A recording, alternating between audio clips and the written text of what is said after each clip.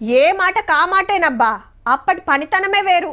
Technology లేదు, మిషన్లు లేని కాలంలా పెద్ద పెద్ద కోటలు గుళ్ళు ఎట్లా కట్టిండ్రో.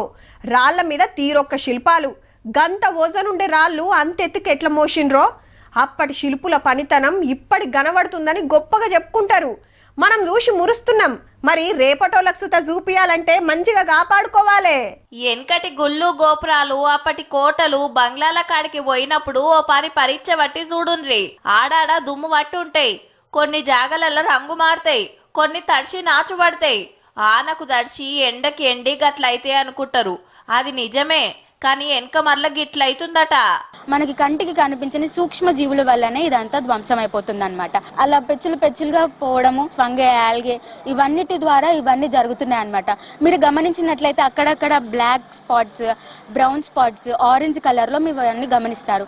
హన్మకొండ మహిళా కాలేజీలో చదివే సైన్స్ స్టూడెంట్లు గోడల మీద షాంపుల్స్ తీసి టెస్ట్ చేస్తే కండ్లకు కనబడని బ్యాక్టీరియా రాళ్ల మీద చేరుతున్నాయట. మరి దాంతో నష్టం ఏందంటే, ఇక్కడ మేము చూసింది ఏంటి అంటే స్టోన్ కి అయితే డ్యామేజ్ చేస్తాయి. స్టోన్ డ్యామేజ్ చేసిన వల్ల డ్యామేజ్ అయితే క్రాక్స్ పడితే తర్వాత అవి కూలిపోవచ్చు. రాయి గట్టిదనం తగ్గిస్తున్నాయట. ఆనలు చేయబట్టి కొంత కావచ్చు, కానీ వెనక మళ్ళా బ్యాక్టీరియా చేసే నష్టం కూడా ఉందంటున్నారు. ఉమ్మడి వరంగల్ జిల్లాలో ఉండే 6 గుళ్ళల్లో శాంపిల్స్ ఐసోలేట్ చేసి చూసాము.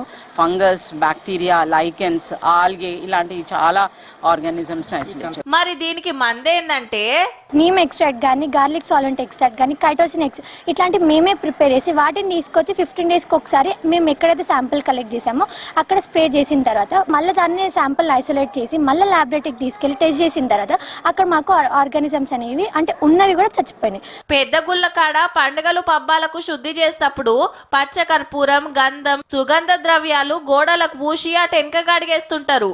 అన్ని గుళ్ళ కాడ అట్లా చేస్తే గివిటితో జరిగే నష్టం తప్పి వచ్చునట.